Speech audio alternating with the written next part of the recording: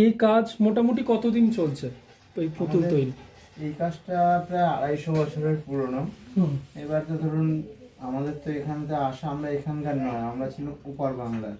যদিও তখন এপার ওপার দুটো কোনো পাড়ই ভাগ হয়নি। তো 250 বছর আগে আমাদের এখানটাতে যে দত্ত জমিদার ছিল, চন্দ্রকেতু দত্ত, ওনাদের সঙ্গেই আমাদের এখানে আসা। তারপরে ওদের পেয়াদাগিরি করা ছিল আমাদের তখনকার পেশা।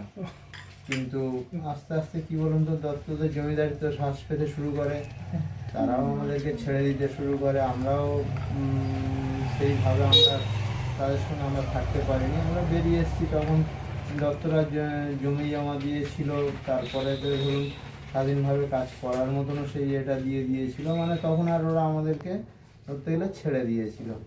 তো তারপর থেকেই ধরুন ওই যতই ছেড়ে দিল তবু তো ওদের ফ্যামিলির সঙ্গে একখানা